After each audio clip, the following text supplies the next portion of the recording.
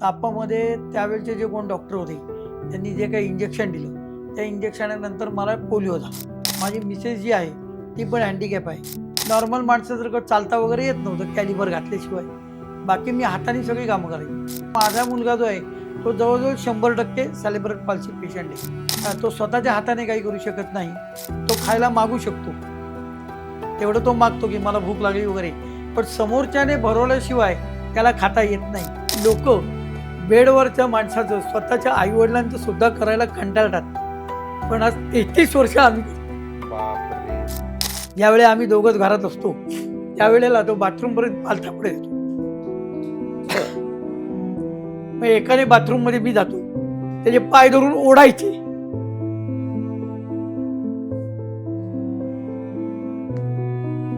त्याला एक स्पेशल शाळा आहे, त्या शाळेमध्ये आम्ही पाठवतो.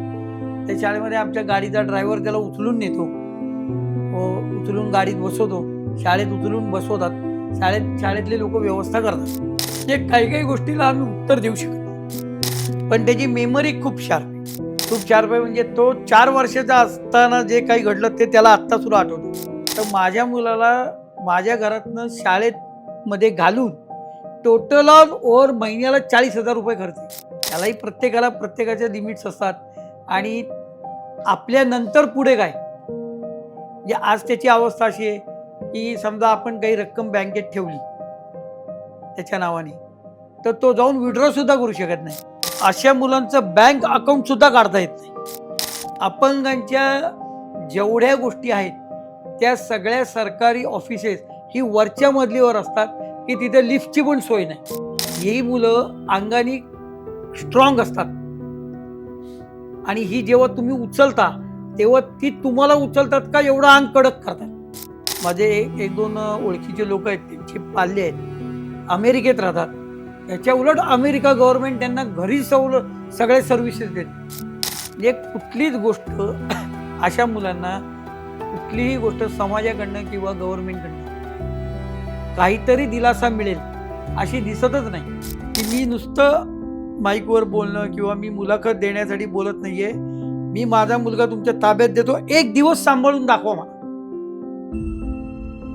सकाळपासून संध्याकाळपर्यंत तुम्ही सांभाळून दाखवा, मी तुम्हाला पाहिजे ते हारतो. हे समोरचा माणूस अपंग आहे, तो ऑफिसर आहे, पण तो समोर अपंग आला की त्याला किती नीच मानतो हा सुद्धा अनुभव मी घेतला. आज काही त्याचे मित्र आहेत येरोड्यात राहतात, ते शाळेत येऊ शकत नाहीत कारण त्या येरोड्यातल्या पालकांनी गणित मांडलं, त्यांना 70,000 रुपये खर्च येतोय. कुठल्याही डॉक्टर किंवा कुठल्याही दवाखान्यामध्ये या रोगाला इलाज नाही. आता मी नाव सांगणार नाही, पण एका डॉक्टरकडे तर त्याला ते इंजेक्शन देऊन त्या डॉक्टरनी एका दिवशी माझ्या मुलाची दोन्ही पायाची 6 ऑपरेशन केली.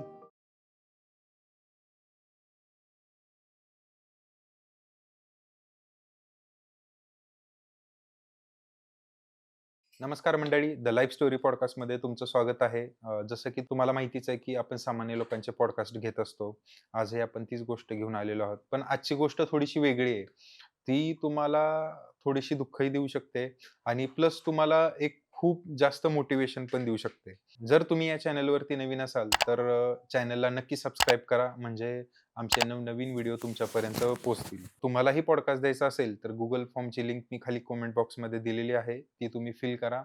मी तुम्हाला नक्की कॉन्टॅक्ट करेल. तर भेटूयात आजच्या पाहुण्यांना. नमस्कार सर. नमस्कार. कशा आहात? मजेत आहे. काय नाव तुमचं? माझं नाव प्रमोद थत्ते. अच्छा, कुठून आलात सर तुम्ही? मी पुण्यातनं झालो. अच्छा, बरं. काय करता तुम्ही? मी माझा मार्केटिंगचा व्यवसाय आहे. अरे वा, कशामध्ये करतात मार्केटिंग? मी गुजरातवरनं काही युनिक आयटम मागवतो, त्याचं मार्केटिंग करतो. अरे वा, बढिया. तर मग काय गोष्ट आहे ती तुम्हाला आज शेअर करायची? माझ्या मुलाला सेरेब्रल पाल्सी आहे आणि सेरेब्रल पाल्सीच्या मुलांना वाढवण्यासाठी पालकांना काय त्रास घ्यावा लागतो आणि त्याच्यासाठी त्यांच्या काय अपेक्षा आहेत. आणि मी आणि माझी मिसेस आम्ही दोघं हँडिकॅप आहोत. हँडिकॅप असलेल्या पालकांनी सेरेब्रल पाल्सीच्या मुलांना वाढवण्यासाठी काय त्रास होतो हा एक मला समाजापुढे मांडायचा आहे. आणि शिवाय समाजाकडनं अपेक्षा काही नाही आहेत, परंतु सेरेब्रल पाल्सीची जेवढी मुलं आहेत त्यांच्यासाठी सरकारने समाजाने काय काय पुढील त्यांच्या जीवनासाठी करावं असं एक मला काही थोडक्यात मांडण्यासाठी मला एक व्यासपीठ पाहिजे होतं. आणि त्यामुळे मी तुमचे ब्रॉडकास्ट बघत होतो आणि मी तुम्हाला संपर्क साधला. तुम्ही त्या संपर्कातून मला जे काही प्रोत्साहन दिलं, त्यामुळे मी तुमच्या आज भेटीला आलो. नाही, नक्कीच, नक्कीच. त्याबद्दल मी तुमचा पहिले आभारी. अरे थँक यू सो मच. तर काय गोष्ट आहे ती शेअर करायची आहे तुम्हाला? माझा जन्म 1966 साली झाला. त्याच्यानंतर मला ताप आला. तापामध्ये त्यावेळचे जे कोण डॉक्टर होते, त्यांनी जे काही इंजेक्शन दिलं, त्या इंजेक्शनानंतर मला पोलिओ झाला. अच्छा, तोपर्यंत तुम्ही बरे होते, चांगले होते. तोपर्यंत बरे होते असं आता आजी वगैरे माझे म्हणतात. मी तर लहानच होतो. तुम्हाला काय आठवत नाही नाही तर? मला काही ते आठवत. बरं. आणि त्याच्यानंतर मग त्या ट्रीटमेंटची व्यवस्था त्या काळी 1966 साली पुण्यामध्ये फारशी नव्हती. पण केईएम हॉस्पिटल जे होतं, ते केईएम हॉस्पिटलला माझी आई मला घेऊन जायची. ते डेक्कन जिमखाना ते केईएम हॉस्पिटल कडेवर घेऊन चालत जायची आणि मला काही ट्रीटमेंट करायची. त्यावेळेला माझ्या मामांनी वगैरे भरपूर सहकार्य केलं आणि त्याच्यानंतर मग पोलिओचा इलाज हा फक्त हाजी अली, मुंबई इथे व्हायचा. मग तिथे माझे वडील घेऊन जायचे. मग मला त्या तिथे पोलिओचं सगळं कॅलिबर वगैरे पायाला घालायला हे तिकडं हाजी अलीतनं मिळालं आणि मग पुढचा जीवन प्रवास सुरू झाला. माझे आई-वडील हे शिक्षक लोणावळ्याला होते. त्यामुळे आम्ही मग नंतर लोणावळ्याला शिफ्ट झालो आणि मग पुढचं सर्व जीवन लोणावळ्यामध्ये गेलं. लोणावळ्यामध्ये वडिलांनी मला शिकवलं, सर्व व्यवस्थित केलं. मला एक दुकान पण काढून दिलं होतं, तेही व्यवस्थित चाललं होतं. पण कालांतराने माझ्या लग्नानंतर काही प्रॉब्लेम असे आले. त्या प्रॉब्लेममुळे मला लोणावळा सोडून मला पुण्यामध्ये शिफ्ट व्हावं लागलं. माझी मिसेस जी आहे, ती पण हँडिकॅप आहे आणि ती गव्हर्नमेंट जॉब करत होती. तुम्हाला नेमकं झालतं काय? मला पोलिओ झाला. पोलिओ झालता. ओके. मग त्या पोलिओमध्ये तुमचे पाय. पाय हो. बरं. ओके. ठीक आहे. मग त्यामुळे तुम्हाला मग सगळी कामं करता यायची का? हो, बाकी सगळी कामं करता यायची. फक्त नॉर्मल माणसासारखं चालता वगैरे येत नव्हतं कॅलिबर घातल्याशिवाय. बाकी मी हाताने सगळी कामं करायचो. बरं. ठीक आहे. मग तुमची मिसेस पण मिसेसला पण पोलिओ झाला. बरं. अच्छा. मग लग्नानंतर मग कसं? मग लग्नानंतर आम्ही लोणावळ्यातच राहत होतो. पण लोणावळ्यातलं जे हवामान आहे, ते मिसेसला सूट होईना. तिला दम्याचा त्रास व्हायला लागला आणि तिला गव्हर्नमेंट जॉब लागल्यानंतर लोणावळा पुन्हा अपडाऊन करणं अशक्य झालं. म्हणून मग आम्ही पुण्यामध्ये शिफ्ट झालो.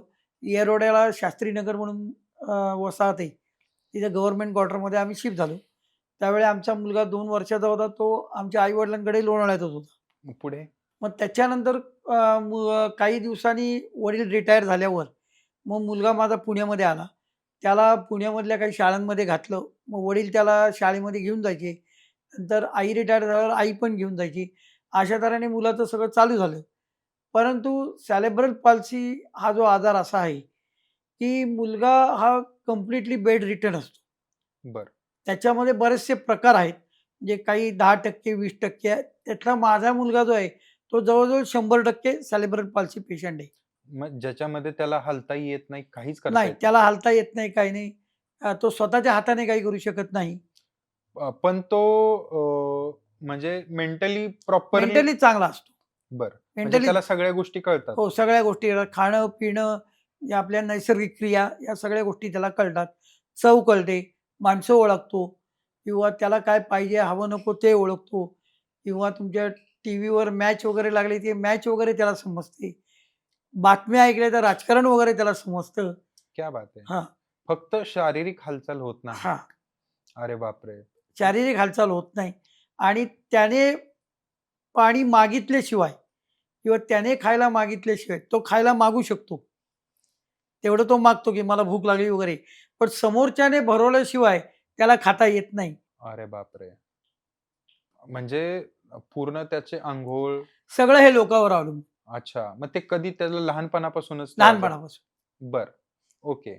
आता माझे वडील जे आहेत, ते माझे वडील जाऊन आता 10 वर्ष होत आली. वडील माझे 82 वर्षाचे असताना गेले. तोपर्यंत ते त्याचं सगळं करत होते. त्याच्यानंतर काही वर्ष आईनी केलं. आई आत्ता माझी दिवाळीमध्ये भाऊबीजेच्या दुसऱ्या दिवशी गेली. तर आई पण बरंच काही करत होती. पण मी आणि मिसेसनी पण भरपूर केलं. करतोय आणि ते आमचं करणं कर्तव्य आहे. पण त्याला आता सकाळी जे आपण उठतो सॉरी. सकाळच्या ज्या सगळ्या क्रिया आहेत, त्या आपण कराव्या लागतात. जसं की म्हणजे साधारण लोक बेडवरच्या माणसाचं स्वतःच्या आईवडिलांचं सुद्धा करायला कंटाळतात. पण आज 33 वर्ष आम्ही करतो. बापरे!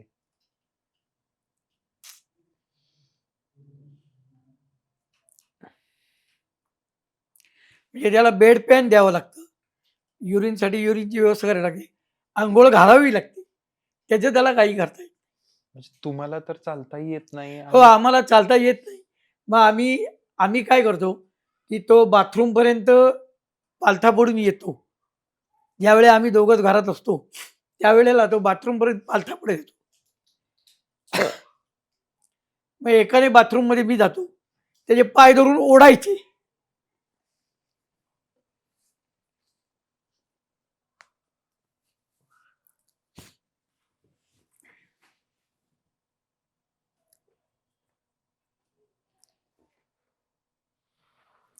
आणि मग त्याला बसून अंघोळ घालायची.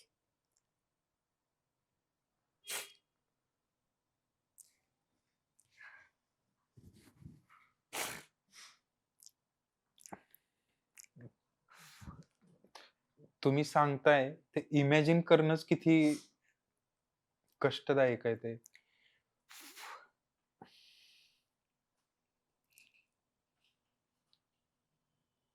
आणि अंघोळ झाल्यावर परत बाहेरच्या माणसाने म्हणजे आता मिस आणि मिसेस मिसेस बाहेर असते.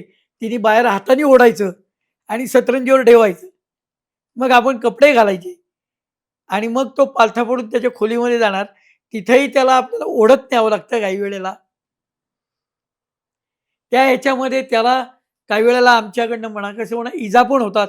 पण तो त्या सहन करतो. बापरे! हे सगळं 33 वर्ष हो, त्याचं साधारण वय काय असेल आता? 33. 17/12/92 जन्म आहे त्याचा. आता उद्या त्याचा वाढदिवस आहे. 33 वय होईल. 32 पूर्ण होईल. बापरे! मग तुम्ही मग घरामध्ये तुम्ही काम वगैरे कसं करता? जॉबला वगैरे जाणं किंवा आता आई-वडील होते तोपर्यंत आम्ही बाहेर जात होतो तेव्हा आई किंवा वडील घरी असायचे. आता मिसेस माझी मेमध्ये रिटायर झाली. त्याच्या अगोदर ती गेली की मी असायचो घरी आणि त्याला एक स्पेशल शाळा आहे. त्या शाळेमध्ये आम्ही पाठवतो. त्या शाळेमध्ये आमच्या गाडीचा ड्रायव्हर त्याला उचलून नेतो. उचलून गाडीत बसवतो. शाळेत उचलून बसवतात. शाळेतले लोकं व्यवस्था करतात.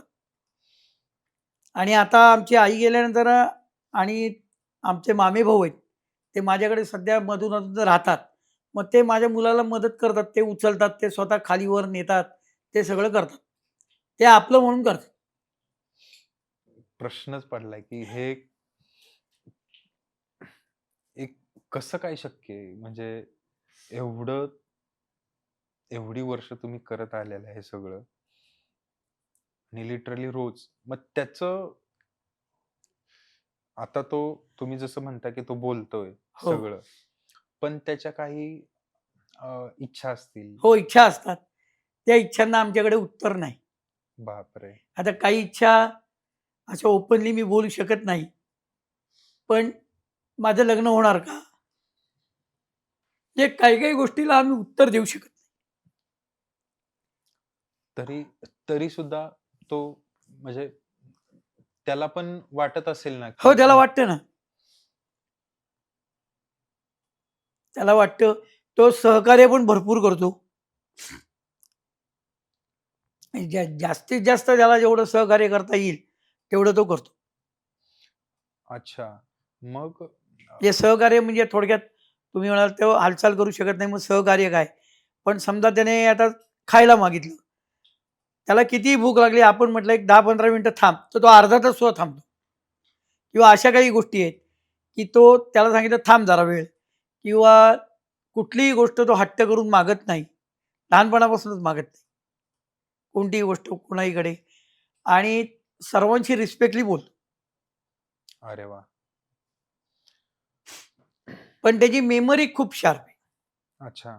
खूप शार्प आहे म्हणजे तो 4 वर्षाचा असताना जे काही घडलं ते त्याला आत्ता सुद्धा आठवतं. बापरे! एवढी शार्प आहे? हो. क्या बात है! मग आणि आम्ही दोघं त्याला पुण्यामध्ये, आत्ता मी जी गाडी आणली तशी ॲक्टिवा होंडा होती. त्या ॲक्टिवा होंडावर आम्ही दोघं त्याला टिबल सीट अख्खं पुणं फिरवतो. आता वय वाढल्यामुळे बंद झालं. पण आधी अख्खं पुणं म्हणजे अगदी अनंत चतुर्दशीच्या मिरवणुका सुद्धा मी त्याला दाखवल्या. अरे वाह! इव्हन आम्ही लोणावळ्यात सुद्धा पुणे लोणावळा मी या गाडीवर केलेले. काय बोलताय? हो, मी आणि बाबा आणि तो आम्ही तिघं जण पुणे लोणावळा पुष्कळ वेळेला लोणावळ्यात आम्ही गाडीवर गेलेलो. बापरे! पुष्कळ म्हणजे हं. जवळ-जवळ मी तुम्हाला म्हणतो त्याचा जन्म झाल्यापासून आजपर्यंत मी ट्रेननी फक्त 2दा गेलो. बाकी गाडीवरच. मी मिसेससाठी तो सुद्धा आम्ही लोणावळ्यात गाडीवर गेलेलो. जे लोकं 10 किलोमीटर जायला कंटाळतात. अगदीच, अगदीच. नाही, मला अजून जाणून घ्यायचंय, की अ, त्याचे विचार कसे आहेत? इव्हन ज्या काही तुम्ही जसं मला मगाशी सांगितलं, आपलं फोनवरती बोलणं झालं हो, होतं, की त्याच्या अपेक्षा आहेत. हो, तो मोठा झालेला आहे. हो. तर मला एकदम मोकळेपणाने सांगा, बिनधास्त सांगा, की त्या अपेक्षा काय असतात त्याच्या? नाही त्याच्या अपेक्षा असतात जनरल लोकांप्रमाणे मला काहीतरी करता यायला पाहिजे ओके. किंवा माझ्या वयाची मुलं आता हॉटेलमध्ये जातात. मला जाता यायला पाहिजे. म्हणजे आता त्याच्या वयाच्या मानाप्रमाणे इतर मुलांचं जे आहे, ते बघून त्याला ते सगळं फिलिंग होतंच. अगदीच. हां. किंवा मग फिरायला गेले कोणी किंवा मित्र-मैत्रिणी फिरायला जातात. मग मी कधी जाणार? मग आता तो एका स्पेशल स्कूलमध्ये आहे. हो, स्पेशल चाइल्ड स्कूल असतं हो. ते.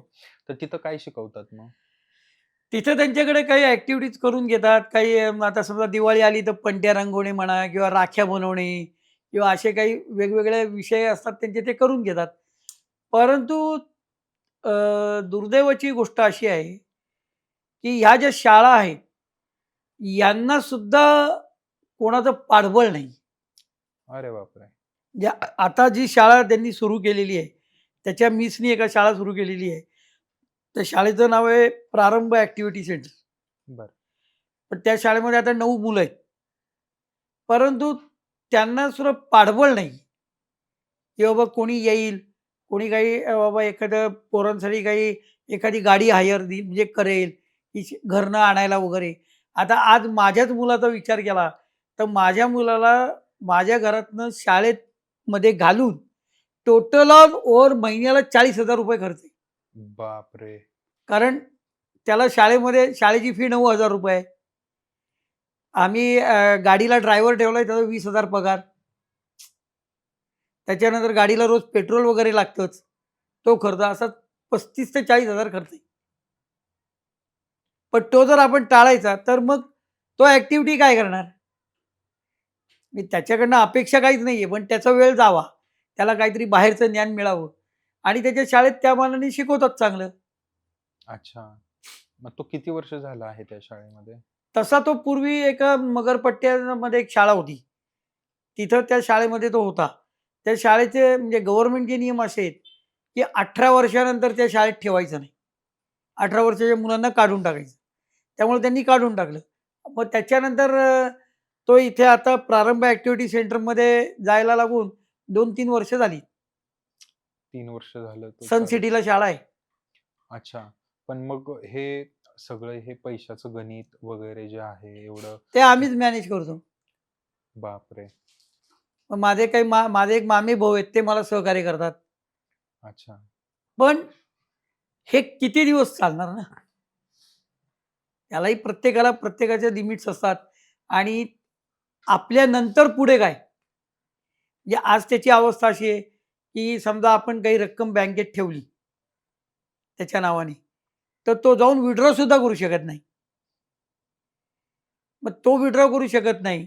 दुसरा माणूस विथड्रॉ करणार. तो किती करतो त्याला काय कळणार? अगदीच. कारण तसं लिहिता वाचता त्याला काहीच येत नाही. मग आता पुढे आता जवळ-जवळ आता तुमचं अंदाजे वय किती आहे सध्या आता? कोणाचं? तुमचं? माझं 60 आहे. 60. तो 33. पुढे आता पाठीमागं सांभाळण्यासाठी तुमच्या घरचे कोणी जर उद्या इन केस. बरोबर ना. आता आम्हाला भविष्याची चिंता आहे त्याच्या. भविष्याची चिंता म्हणजे आता आमची पण वय झाली. आता त्याचं वय मोठं आहे, आमचंही वय वाढलंय. आम्ही त्याला उचलूही शकत नाही. मग उचलण्यासाठी काय करायचं? मग उचलण्यासाठी कोणी माणसं हायर करायची. तर मग त्यांना पेमेंट देत ते आपल्याला परवडलं पाहिजे. त्याच्यानंतर घरातले माणसं सुद्धा असली, तरी ती किती दिवस सांभाळणार? प्रत्येकाला प्रत्येकाचं आयुष्य पडलेलं आहे. मग अशा मुलांसाठी किंवा माझ्या मुलासाठी अशी काही यंत्रणाच नाहीये, की यांची पुढं काही व्यवस्था होईल कायमस्वरूपी किंवा आर्थिकतेने सुद्धा प्रत्येक पालकाला लिमिट असतं. आता जनरल मुलाला, सामान्य मुलाला जेव्हा एखादा पालक शाळेत घालतो, कॉलेजमध्ये घालतो किंवा पुढील शिक्षणाला घालतो, जे काही पैसे खर्च करतो, ते पैसे खर्च केल्यानंतर त्यांना आउटपुट मिळण्याची आशा असते. बरोबर आहे. म्हणजे गेलेला पैसा पोरांनी आई-वडिलांना देऊ दे नको, पण किमान त्याचं पुढचं आयुष्य तरी तो त्या सुख पैशातनं तो करेल. पण अशा मुलांचं पुढे काहीच नाहीये ना, काहीच नाहीये. काहीच भवितव्य नाही. मग याला काय करता येईल? एक आणि जोपर्यंत आम्ही आहोत, तोपर्यंत आम्हाला हा खर्च पेलवला पाहिजे ना. प्रत्येकाच्या याला पेलवला पाहिजे खर्च. मग याच्यासाठी काही यंत्रणाच नाहीये. मग काही सरकारी मदत किंवा सरकारी काही मदत एन-जी-ओज असतील. एन-जी-ओ कोणी आजपर्यंत कोणी कोणाला मदत केलेली बघितलेली नाही. काही संस्था आहेत, पण त्या संस्था मी ज्या बघितल्या, त्या संस्था फक्त स्वतःच्या स्वार्थापुरत्या संस्था आहेत. अच्छा, म्हणजे ह्याचा फायदा अपंग मुलांना किंवा त्यांच्या पालकांना काहीच त्यांच्या नावावर स्वतः गव्हर्नमेंटकडनं काही गोष्टी लाटायच्या. अच्छा. हां, म्हणजे फक्त त्या स्कीम्स घ्यायच्या, बस. सांगायचं की अशा मुलांना मदत करायची आहे, तशी हां, एक मुला 10, 15, 20 मुलं आपल्या हॉस्टेलमध्ये ठेवायची हं. आणि त्याच्यावर सगळ्या गोष्टी करायच्या. अरे बापरे! हा तर म्हणजे हा लिटरली माणसाला समोर ठेवून हां, विकत ठेवल्यासारखं नाही का? म्हणजे तसे व्यवहार झाले. दुर्दैवाची गोष्ट तुम्हाला सांगतो, की अशा मुलांचं बँक अकाउंट सुद्धा काढता येत नाही. अरे बापरे! हो, नाहीच आहे. मग अशी काहीतरी सोय निघाली पाहिजे, की यांना बँक अकाउंट परमिशन दिली पाहिजे. मग यांना बँक अकाउंट परमिशन म्हणजे एकतर आई किंवा वडील यांच्याची जॉइंट अकाउंट. पण जॉइंट अकाउंट काढा किंवा काही करा, या मुलांचे अकाउंट काढण्यासाठी यांना बँकेत नेणं सोयीस्कर नाहीये. नाहीये. अगदी खरं आहे. मग घरी येऊन कोणीच कुठली सेवा देत नाही. नाही देत. खरंच मी पण बघितलेलं नाही, की आजपर्यंत अशी कोणती बँक आली आहे दारात आणि बँक नाही, गव्हर्नमेंट पण देत नाही. नाही देत. आता मी सांगतो, माझ्या मुलाचा आता असा प्रॉब्लेम आहे, की आधार कार्ड सुरू झाले, बरोबर? आधार कार्डाला त्याचं ज्यावेळेला काढलं, त्यावेळेला लहानपणीचा जो फोटो होता, ते आता सगळं अपडेट करायला याला कुठल्यातरी सेंटरला घेऊन जायला पाहिजे. मग याला नेणं एवढं सोपं नाही. मग मी बऱ्याच ठिकाणी चौकशा केल्या, की कोणीतरी घरी येऊन बाबा याचं अपडेट करून द्या. भले त्याचे पैसे तुम्ही तिथे ₹10 घेत असाल, तर इथे ₹20 घ्या. पण असंही करायला गव्हर्नमेंटकडे व्यवस्थाच नाही. अशा व्यवस्था व्हायला पाहिजे. खरंच अशा व्यवस्था व्हायला पाहिजेत. हां, तर जिथं ज्या मुलाला चालताही येत नाही, त्याचे पॅरेंट्स ही घेऊन म्हणजे पॉसिबलच नाही त्याला घेऊन हां. जाणं. तर तिथं सरकारनी किंवा गव्हर्नमेंटनी ह्या सगळ्या गोष्टी बघितल्या पाहिजेत. कारण ह्या एवढ्या दुर्लक्ष केलेल्या गोष्टी आहेत, हो. की आता मतदानाचा हक्क आहे म्हणतात. हं, माझ्या मुलाने एकदा-दोनदा मतदान पण केलेलं आहे. परंतु मध्यंतरीच्या काळामध्ये गव्हर्नमेंटनी काढलं होतं, की ज्यांना जाता येणार नाही त्यांच्या घरी जाऊन व्होटिंग करायचं. हं. ते बारगळलं. ते कुठंच अच्छा. होत नाही. स्कीम कोणतीही फिजिकल हँडिकॅप किंवा अशा लोकांच्यासाठी कुठलीही सरकारची स्कीम ही व्यवस्थित राबवलीच जात नाही. म्हणजे माझं स्पष्ट मत आहे, जरी हे तुम्ही व्हायरल केलं तरी मी त्याला जबाबदार आहे. माझं स्पष्ट मत आहे, की याच्यामध्ये फक्त आणि फक्त जे कोणी स्कीम राबवणारी लोक आहेत, ते आपला फायदा बघतात. खरं आहे. अपंगांच्या जेवढ्या गोष्टी आहेत, त्या सगळ्या सरकारी ऑफिसेस ही वरच्या मजलीवर असतात, की तिथे लिफ्टची पण सोय नाही. मग तिथं न्यायचं कसं? आता माझाच एक प्रॉब्लेम आहे. मलाच आत्ता गव्हर्नमेंटच्या ऑफिसमध्ये जाऊन काही गोष्टी करायच्या होत्या. तर मला जाताच येईना. ऑफिसर खाली येत नाही. आम्हाला वर जाता येत नाही, मग काय करायचं? काहीच करता येत नाही. काय करायचं? काही सुविधाच नाही तर म्हणजे म्हणजे किमान पक्षी गव्हर्नमेंटनी अशा लोकांच्यासाठी काढलेली ऑफिसेस तरी ग्राउंड फ्लोअरला काढावी. किमान हां. आता ससून हॉस्पिटल सारख्या ठिकाणी जर सर्टिफिकेट आणायला जायचं, तर 4 ते 5 वॉर्ड फिरावं लागतं. फिरणं सोपं नाहीये. खरं आहे. बोलणं खूप सोपं आहे. अरे काय व्हीलचेअरमध्ये टाका आणि घेऊन जावा. हे बोलणं सोपं आहे. ॲक्चुअली जो प्रॅक्टिकल करतो म्हणजे मी खास हे तुम्हाला सांगायचं कारण आहे, की मी स्वतः आणि माझी बायको प्रॅक्टिकल करतोय. जे प्रॅक्टिकल करतात त्यांना कळतं, की याच्यामध्ये काय मेघ आहे. आज माझे एक भाऊ आहेत माझ्याकडे असतात. ते त्याला उचलतात. ही मुलं अंगाने स्ट्राँग असतात आणि ही जेव्हा तुम्ही उचलता, तेव्हा ती तुम्हाला उचलतात का एवढं अंग कडक करतात. बापरे! म्हणजे त्यांनी जर हात असा केला, तर तो हात तुम्ही 2 हातांनी ओढून सुद्धा सरळ होत नाही. कारण यांच्या मेंदूवरच परिणाम झालेला असतो. बरोबर. मेंदू त्यांना ती सूचनाच देत नाही, की हात सरळ करा. मग या मुलांनी राहायचं कसं? का जगायचंच नाही? म्हणजे हे गव्हर्नमेंटनी किंवा ह्या संस्थेनी असं ठरवलंय का, की अपंग मुलं म्हणजे ह्यांचा समाजाशी, ह्या सुविधांशी काही एक संबंध काही नाही. संबंध ह्यांना नागरिकांमध्ये ह्यांना गिनलंच जाईल हो. गिनलंच नाही पाहिजे. नाहीत गणत. गणतच नाही. गणतच नाही. म्हणजे जो सक्षम आहे याच्या फक्त उलट याच्या उलट सेरेब्रल पाल्सीची माझे 1-2 ओळखीचे लोक आहेत, त्यांचे पाल्ले आहेत. अमेरिकेत राहतात. याच्या उलट अमेरिका गव्हर्नमेंट त्यांना घरी सगळे सर्व्हिसेस देते. म्हणजे जसं की म्हणजे आता माझ्या ओळखीचे एक पालक आहेत. त्यांच्याकडे त्यांची मुलगी आहे. ती अमेरिकेत आहे. अमेरिकेत ते राहतात. त्यांच्याकडं दर 15-20 दिवसांनी फोन येतात, की तुमच्या मुलीला काही प्रॉब्लेम आहेत का? तुमच्या मुलीला सगळीकडे सर्व्हिस देता येते का? लोकं रस्त्याने जाताना त्रास देतात का? किंवा बसेस ज्या असतात, पब्लिक व्हॅन जे त्याच्यामध्ये तुमच्या मुलीला ट्रॅव्हल करता येतो का? किंवा एखाद्या दुकानात जाता येतं का? बँकेत जाता येतं का? तिथे त्या सोयी जर त्या बँकेनी, दुकानानी किंवा पब्लिक यांनी केल्या नाही, तर तिथलं गव्हर्नमेंट त्यांना कंपल्सरी करून त्या सोयी करायला लावतात. आपल्याकडे त्या सोयीच नाहीये. आपल्याकडे कोणी लक्ष देणारच नाहीये. आज जर माझ्या मुलाला पी-एम-टीनी प्रवास करायचा असेल, तर पी-एम-टीत माझा मुलगा जाऊच शकत नाही.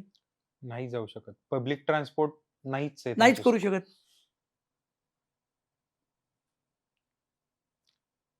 काही-काही वेळा दुर्दैवाने अशा पण घटना घडतात, की अशा मुलांना जर आपण एखाद्या रिक्षामध्ये बसवायला गेलो, तर काही-काही वेळा रिक्षावाले सुद्धा नाकारतात. पडला-बिडला तर काय करू? हे करू, ते करू.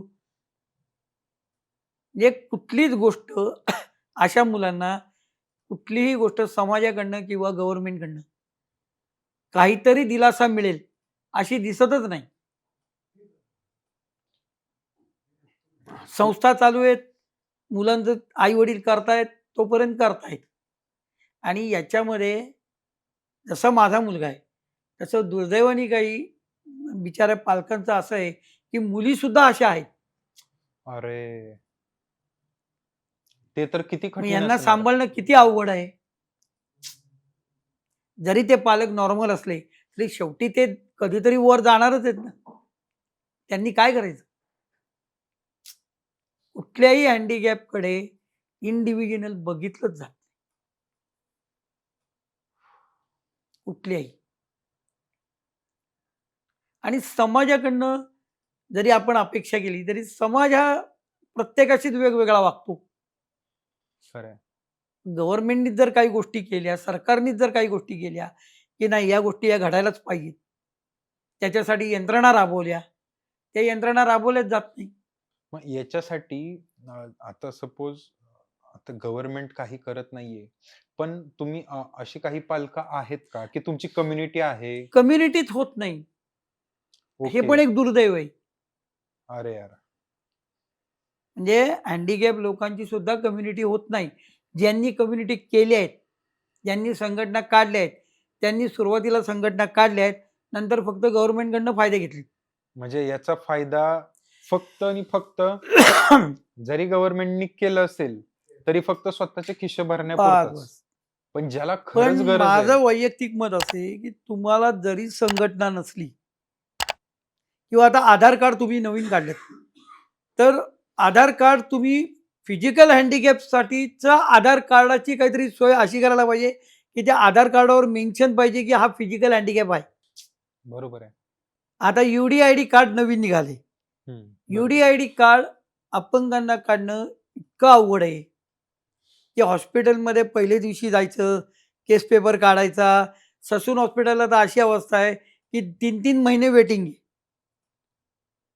एका दिवसात का होत नाही? सकाळी गेले की संध्याकाळपर्यंत सगळं व्हायला पाहिजे आणि एका रूममध्ये व्हायला पाहिजे. पालकांना सुद्धा हँडिकॅप मुलांना घेऊन जाणं वाटतं तेवढं सोपं नाही नाहीये. खरंच नाही. आणि माझ्या मुलासारख्या मुलांना तर अजिबात सोपं नाही, की ज्या मुलांना रांगेमध्ये उभं राहिलं किंवा तिथे ऑफिसमध्ये बसले आणि समजा त्यांना लघवीला जायची वेळ आली, तर ती कुठे व्यवस्था असेल ती नेणार कसं? त्याचीही व्यवस्था नाहीये. त्याचीही व्यवस्था नाही. मग याच्याकडे कुठलंही गव्हर्नमेंट, कुठलाही राजकीय पक्ष, कुठलाही नेता तन्मयतेने, आत्मीयतेने बघतच नाही. आता वास्तविक पाहता सेरेब्रल पाल्सीच्या ज्या शाळा आहेत पुण्यामध्ये किंवा महाराष्ट्रात पण आहेत. तिथे गव्हर्नमेंटनी किंवा हे जे राजकीय लोकं असतात, यांनी जाऊन व्हिजिट देऊन तिथल्या व्यवस्था करणं काही अवघड नाहीये. नाहीच आहे. बरोबर आहे. त्या काय करोडोनी मुलं नाहीयेत ती. बरोबर. पण करतच नाहीत. कोणी काही बघतच नाही. तुम्ही अप्रोच व्हा, मग आम्हाला वेळ मिळाला की आम्ही येणार, मग आम्ही म्हणू तसं करणार, मग आमचं नाव तुम्ही देणार का? अरे! अपेक्षेशिवाय काहीच नाही. क्रेडिट पण पाहिजे, पैसाही पाहिजे, हां, सगळंच पाहिजे. सगळं पाहिजे. काम आणि कोणालाच नाही करायचं. माझं तर स्पष्ट मत आहे, की मी नुसतं माईकवर बोलणं किंवा मी मुलाखत देण्यासाठी बोलत नाहीये. मी माझा मुलगा तुमच्या ताब्यात देतो. एक दिवस सांभाळून दाखवा मला. सकाळपासून संध्याकाळपर्यंत तुम्ही सांभाळून दाखवा. मी तुम्हाला पाहिजे ते हारतो. सकाळी अंघोळ घालण्यापासून रात्री झोपेपर्यंत त्याला सांभाळून दाखवा. रात्री मुलगा झोपल्यानंतर सुद्धा त्याला स्वतःचं कुशीवर होता येत नाही. तो हाक मारून आम्हाला उठवणार, मग आम्ही कुशीवर करणार. अशी अवस्था असते. मग या मुलांनी जीवन जगायचं कसं? कोणतीच सुविधा नाहीये. कोणतीच कोणतंच कार्य म्हणजे काहीच नाहीये. म्हणजे हे जगात आहेत की नाहीयेत हो, म्हणजे गव्हर्नमेंटसाठी तर म्हणजे हे नाके बरोबरच आहेत. हो, बरोबर. नाहीच आहेत हे. नाहीच जे काही करायचंय ते पॅरेंट्सनीच करायचं. पॅरेंट्स. आणि मी तरी स्वतः आजपर्यंत जेवढे अपंग लोकांनी संस्था काढलेले आहेत, की ते स्वतः अपंग आहेत, पण त्यांनी संस्था काढल्या आहेत. त्यांनी सुरुवातीच्या काळात काही केलं थोडंफार, स्वतःचं सगळं गव्हर्नमेंटकडनं काय पर्सेंटेज मिळतात ते घेतले, की झालं काम. असं कोणीच नाहीये, की मी समोर येतो, तुमच्या काय अडचणी आहेत. मी असं म्हणणार नाही, की प्रत्येक पालकाच्याकडे 100% अडचणी तुम्ही सोडवा. पण काहीतरी त्या माणसाला दिलासा मिळेल असं तर करा. आता जसं की आता इथं राजकीय नेत्यांचं आपण डायरेक्टली नाव नाही घेतलं तर मी पाहिजे. नाव कोणाचंच नाही, सांगत नाही. नाही. म्हणजे मी पर्सनली म्हणतोय. पण मला असं वाटतंय की तुम्ही राजकीय नेत्यांकडे पण गेला होतात का? जसं की आपल्या इकडचे अ, मुरलीधर मोहोळ नाही, आमदार मी आहेत. स्वतः कोणाकडेही गेलो नाही. कारण मी आजपर्यंत जे अनुभव घेतले, हं, हं. त्या अनुभवातनं मला कळलं, की कोणाहीकडे जाऊन उपयोग होत नाही. बरोबर. त्यामुळे मी स्वतः कोणाचकडे गेलो. अच्छा. कारण मी आजपर्यंत अनुभव भरपूर घेतले. हं, हं. खूप प्रकारे म्हणजे माझ्या स्वतःच्यासाठी पण घेतलेत हं, हं. आणि अपंगांनी म्हणजे अपंगांना दुसरा अपंग कशी वागणूक देतो, हा सुद्धा मी अनुभव घेतलाय. अरे! म्हणजे समोरचा माणूस अपंग आहे, तो ऑफिसर आहे. पण तो समोर अपंग आला, की त्याला किती नीच मानतो, हा सुद्धा अनुभव मी घेतलेला आहे. म्हणजे असं कोणीच नाही. कोणीही नाही असं. मुलं सांभाळताना ज्यावेळेस तुम्ही मुलं सांभाळता, ठीक आहे, त्याची सेवा करावी लागते. तुम्ही करताही, पण कधी तुम्हाला चिड-चिड, कधी येते ना, होते ना, राग, होते ना, त्रास? होतो ना. आता आम्ही पण माणसं आहोत. कधीतरी आम्ही आजारी पडतो. कधीतरी आम्हालाही त्रास होतो. आम्हालाही उचलून वगैरे आमच्या छातीवर वगैरे प्रेशर येतं. काही वेळा त्रास होतो ना, नाही होत असं नाही. चिडचिड होते, ती मुलावर निघते पण काही वेळा. पण आम्ही कंट्रोल करतो, की जास्तीत जास्त आपण त्याला त्रास होऊन द्यायचा नाही. मग काय करायचं? आपण आपलं बसायचं, रडत बसायचं.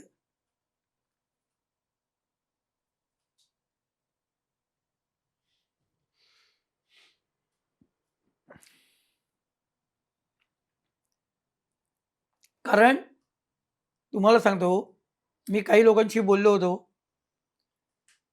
नातेवाईक सुद्धा मदत करतात. करत नाही माझे तर सगळे नातेवाईक करतात. पण कशी मदत करतात, की तुमच्याकडचं कोणी असेल तर.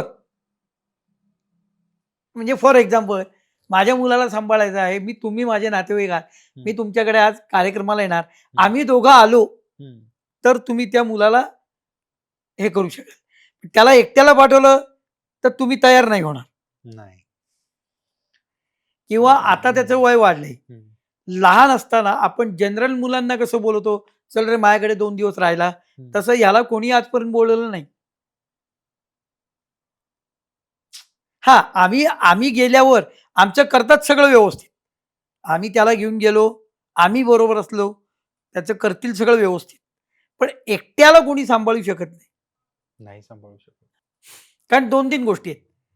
एक तर प्रत्येकाला भीती असते, की आपण करू हे त्याला सहन होईल का? किंवा काही गोष्टी त्याच्या यांना कळत नाहीत. कारण हा जो आजार आहे, हा जिभेपासून आलेला म्हणजे जिभेवर पण आलेला असतो. काही वेळा भाषा कळत नाही, बोललेलं कळत नाही. मग हा काय म्हणतोय आम्हाला कळलंच नाही, असंही होतं. आणि एक्सप्रेशन म्हणजे या मुलांना, आता माझ्या मुलाला कोणी गेलं वगैरे तरी सुद्धा आम्ही नेतो. अच्छा. हो. कारण सगळ्या गोष्टी त्याला माहिती पाहिजेत, की हा माणूस आज आजी-आजोबा नाहीयेत. हे त्याला माहिती आहे, की माझी आजी गेली, माझे आजोबा गेले, हे त्याला माहिती आहे. पण तिथे गेल्यावर प्रत्यक्ष त्याच्या समोर गेल्यावर त्याला दुःख होतं. पण तो आपल्यासारखं व्यक्त करू शकत नाही. मग त्यावेळेला तो काहीतरी त्याच्या भाषेत व्यक्त करेल. मग नुसता ओरडेल. बाकी काही नाही. आणि त्यांच्याशी ते बोलतात. माझा मुलगा आता माझे आई-वडील गेले, म्हणजे आई-वडिलांच्या फोटोकडे करून बोलतो पण. त्याला हे कळतं, की आता आजी-आजोबा गेली. पण तो म्हणताना असंही म्हणतो, "मला का नाही नेलं?" अरे! ह्या ज्या गोष्टी आहेत किंवा आमच्या वयाची जी मुलं आहेत, माझ्या वयाची किंवा माझ्या मिसेसच्या मैत्रिणी, जे कोणी लोक आहेत, त्यांच्याकडे त्यांच्या मुलांची लग्न कार्य जेव्हा होतात, त्यावेळेला आम्हालाही थोडं दुःख होतंच. त्यांचं होतं म्हणून दुःख होत नाही. आपल्याला काहीच करता येत नाही. आणि मग तो मानसिक त्रास होतो. कारण ते बोलून दाखवताही येत नाही कोणालाही. कोणालाच बोलता येत नाही. आणि मग तोही कधीतरी विचारतो, की माझं काही होणार आहे का? त्या प्रश्नाला उत्तरं नाहीत. सोप्या-सोप्या गोष्टी नसतात सर. तुम्हाला सांगतो, साधी सोपी गोष्ट आहे. एक तुम्हाला ऐकायला विचित्र वाटेल. याच्यावर तुम्ही सांगितल्यावर सुद्धा लोकांना ऐकायला विचित्र वाटेल. पण मी सांगतो, मी अनुभव घेतोय. सकाळी उठल्यावर आपलं ब्रश वगैरे झालं, की टॉयलेटला आपण जातो. टॉयलेट या मुलाला का झालं नाही हे सुद्धा आपल्यालाच बघावं लागतं. टॉयलेट ही नैसर्गिक क्रिया आहे. जर नाही झाली तर ती होणं भागच आहे. मग त्याच्यासाठी सोयी काय करायच्या त्या आपणच करायच्या. तो सांगू शकणार, तो फक्त सांगणार, की मला आज होत नाही. मग का होत नाही? आणि ह्या जर नाही बघितल्या तर शरीरावर दुष्परिणाम होण्याची शक्यता आहे. म्हणजे इथून दिवस जो सुरू होतो माणसाचा, त्यावेळेला कोणी नसतं हो. कोणीच नसतं. त्यावेळेला कोणीच काही करू शकत. म्हणजे काही काही वेळा तर असं वाटतं तुम्हाला, तो आम्ही आंघोळ केल्यावर त्याला चादरीत ठेवतो आणि आम्ही अशी चादर ओढत ओढत त्याला दुसऱ्या खोलीत नेतो. मग काही काही वेळा मनामध्ये असं फिलिंग येतं, की माणसाला चादरीत ओढत कधी नेतात, कधी उचलतात, आणि आपण आत्ताच करतोय.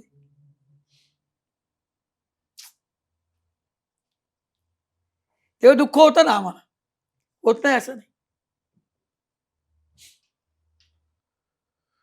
आणि माझे जे नातेवाईक आहेत ते बऱ्यापैकी सहकार्य करतात, करत नाहीत असं नाही, बऱ्यापैकी सहकार्य करतात. पण बऱ्याचशांच्या घरी करतातच असं नाही. काही काहींचं मी असं ऐकू नये की नातवाचं, अशा नातवांचं करावं लागलं म्हणून आजी आजोबा दुसरीकडे गेले राहायला, असंही घडतं. मग त्या पालकांनी काय करायचं? तर समाजाचा बघण्याचा दृष्टिकोन, सरकारचा बघण्याचा दृष्टिकोन अशा मुलांकडे वेगळ्या दृष्टीने पाहिजे, असं माझं मत आहे. मला असं वाटतं की किंवा अशा मुलांच्या ज्या शाळा आहेत, तिथले जे शिक्षक जे काही कष्ट करतात, तिथले शिक्षकांचा कष्ट जर बघितला तर ते नॉर्मलच असतात शिक्षक. पण इतक्या गोष्टी त्या शिक्षकांना सहन कराव्या लागतात, की त्या सहन करणं सोपं नाही. की त्याला वेळेवर भरवायला पाहिजे, त्याच्या बाकीच्या नैसर्गिक क्रिया बघायला पाहिजेत, किंवा तो मुलगा जर त्या टीचरला त्याने धरलं, तर पटकन तो सोडत पण नाही. त्या गोष्टी पण सहन कराव्या लागतात. मग या गोष्टी ज्या आहेत, त्या सहन करणं सोपं नाहीये. मग अशा शाळांना ग्रोथ व्हायला, वाढायला सरकारने मदत करायला पाहिजे. त्यावेळेला 56 पेपर मागवतात. तुमचं हे रजिस्ट्रेशन आहे का? आणि ते रजिस्ट्रेशन आहे का? आणि ते आणा. काय करायचं मला मला हे सांगा? कितीतरी पैसा पाण्या वाजून सरकार घालवतंय. मग इथे का नाही घालवत? आज ₹9,000 फी जर एखाद्या पालकाला नाही परवडली, बरं शाळा ₹9,000 नाही घेतले, तर शाळा बाकीचे अटेंडंट नेमणार कसे? खरं आहे. त्यांनाही प्रॉब्लेम आहेच ना. मग आज ₹9,000 जर समजा असेल, एक शाळा जर करायची, तर कमीत कमी महिन्याला 50,000 ते 60,000 खर्च येतो. अगदीच. शाळेचं भाडं, तिथले लेबर म्हणा, टीचर म्हणा, काही म्हटलं तरी. मग या सगळ्या गोष्टी जर गव्हर्नमेंट माध्यमातून झाल्या, तर तिथल्या करणाऱ्या लोकांना पण उत्साह येईल ना, आणि संख्या पण वाढेल ना मुलांची. हो ना. आज माझ्या मुलाला तिथं न्यायला ₹40,000 खर्च येतोय. ₹40,000 खर्च नॉर्मल मुलाला पण कोणी करत नाहीत. नाही करत. करताना त्याच्याकडनं अपेक्षा करतात ना. आम्ही तर अपेक्षाही काही करू शकत नाही. आज काही त्याचे मित्र आहेत, येरोड्यात राहतात. ते शाळेत येऊ शकत नाहीत. कारण त्या येरोड्यातल्या पालकांनी गणित मांडलं, त्यांना ₹70,000 खर्च येतोय. अरे यार! कसं काय आणणार? खर्चही माणसाला परवडला पाहिजे ना. आणि नुसती शाळा नसते हो. औषध पाणी असतं, सगळं असतं. मुद्दा कुठल्याही डॉक्टर किंवा कुठल्याही दवाखान्यामध्ये या रोगाला इलाज नाही. तो त्याच्यावरती काहीच औषध नाही. काही इलाज नाही. आजपर्यंत तरी निघालेला नाही. जे आम्ही स्टेम सेल थेरपी हा इलाज सुद्धा त्याला केला. 1.5 लाखाचं एक इंजेक्शन असतं. ती बरं. सुद्धा त्याला देऊन झाली. आता मी नाव सांगणार नाही, पण एका डॉक्टरकडे तर त्याला ते इंजेक्शन देऊन, त्या डॉक्टरनी एका दिवशी माझ्या मुलाची दोन्ही पायाची 6 ऑपरेशने केली. एका दिवशी.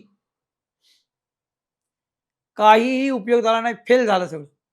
बापरे! म्हणजे आता तर तो म्हणतो, की "तू कुठलीही औषध पाणी मला करू नकोस.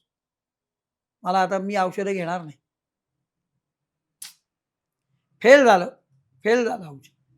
काही उपयोग झाला नाही. पैसा तर जाऊ द्या, पण त्याची जी ऑपरेशन करायच्या अगोदरची स्थिती होती ती सुद्धा बिघडली. या या कंडिशनमध्ये बॉडी तशीच राहते. ग्रोथ वगैरे सगळं होतं. सगळं होतं. हाईट वेट पण वगैरे वाढते, सगळं होतं. वेट पण वाढणार. हो, वेट पण वाढतं. आता वेट हा जो प्रकार असा आहे, की पालकांनी जरा वेटकडे लक्ष द्यावं लागतं, की जास्त वाढू द्यायचं नाही.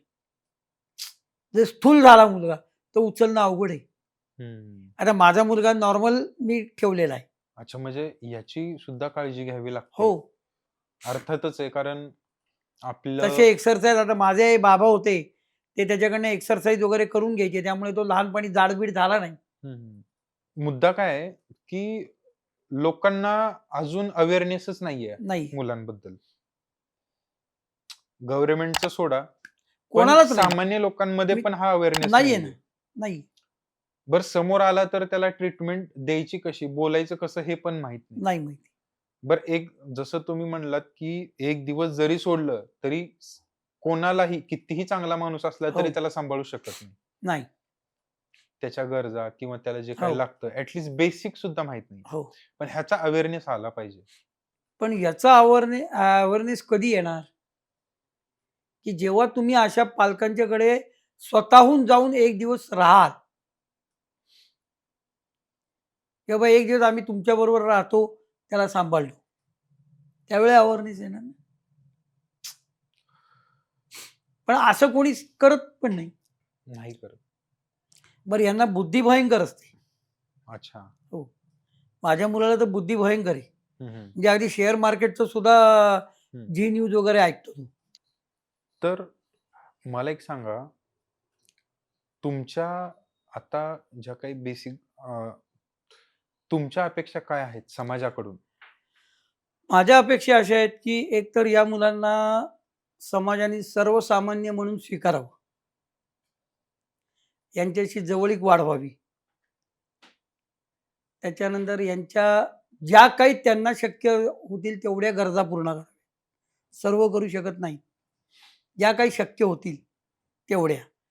आणि यांच्यासारख्या यांच्यासाठी जे संस्था चालवतात, त्यांना समाजाने भेटून त्यांना आर्थिक अडचण म्हणा किंवा कुठली अडचण असेल, तर ती निस्वार्थ वृत्तीने सहकार्य करावं. अगदी जसं आपण अनाथ मुलांना करतो. हां.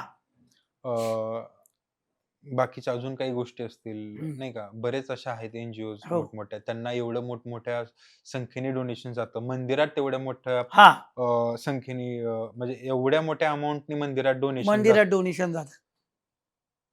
त्याचं 1% जरी आलं, आलं. हो. ही मुलं म्हणजे किती चांगल्या पद्धतीचं एक आता हे होईल. हा ज्या संस्थेत जातो, त्या संस्थेच्या मॅडमचं विजन चांगलं आहे. त्यांचं विजन असं आहे, की पुढे-पुढे हॉस्टेलच काढायचं, की या मुलांना ठेवून घ्यायचं. हं. म्हणजे नंतर आई-वडिलांनंतर काय हा प्रश्न नको. पण हे सर्व करायला आर्थिकता पाहिजे ना. आर्थिक पाठबळ असल्याशिवाय या गोष्टी होत होणार नाहीत. नाही. शारीरिक पाठबळ पण पाहिजे.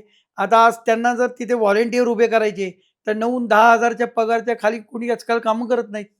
मित्रांनो, सर स्वतः अपंग आहेत. त्यांची वाईफ सुद्धा अपंग आहे. अशा परिस्थितीत 33 वर्षाच्या मुलाला सांभाळतायत. लिटरली 33 वर्ष झालं त्यांच्या मुलाला ते सांभाळतायत. विचार करा, ती परिस्थिती काय आहे? म्हणजे आपल्यासारख्या सामान्य मुलांना, आपल्यासारख्या लोकांना 2 दिवस एखाद्याचं हॉस्पिटलमध्ये करायचं म्हणलं, तर किती जीवावरती येतं? आज 33 वर्ष हे जगणं म्हणजे सोपी गोष्ट नाहीये. आणि आपल्यामध्ये अवेअरनेस घडला पाहिजे. अ, आला पाहिजे. एकजुटीनं आपण याच्यावरती विचार केला पाहिजे. आणि ही खरीच गोष्ट आहे. आजपर्यंत याच्यावरती कोणी बोललंच नाही. जसं काकांनी सांगितलं, की ना गव्हर्नमेंटमध्ये कुठल्याही ऑफिसेसमध्ये ना आधार कार्ड काढण्यासाठी आपल्याला पळावंच लागतं. पण जे डिसेबल्ड मुलं आहेत, त्यांनी कुठं जायचं? मग त्यांच्या पॅरेंट्सनी कुठं जायचं? मुलांना घेऊन कुठं-कुठं फिरणार ते? खूप साऱ्या गोष्टी आहेत. मंदिरामध्ये करोडोंनी डोनेशन जातंय.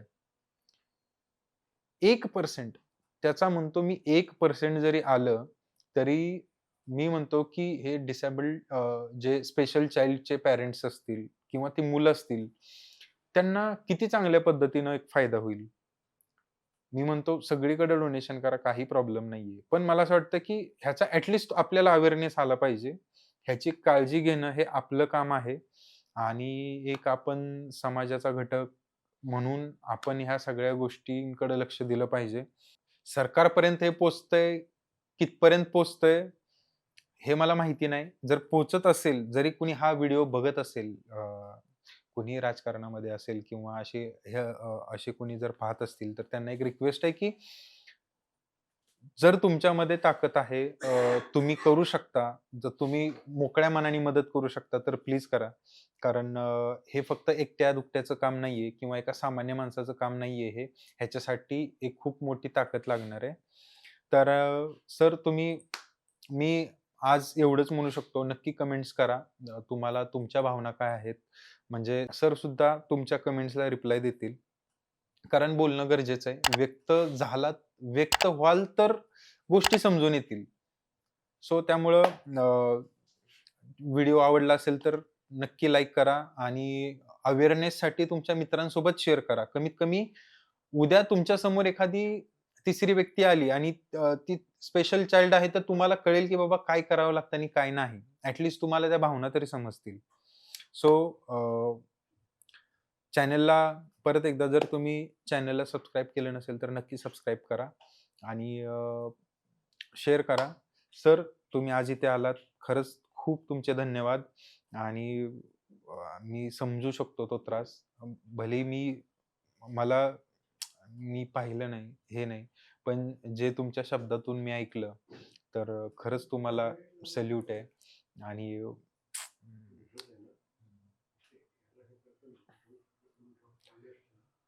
शब्द नाही आहेत राव. म्हणजे त्या बा ते दुःख फक्त तुम्हीच समजू शकता.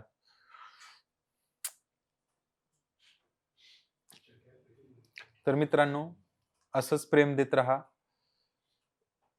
धन्यवाद. धन्यवाद सर. Thank you.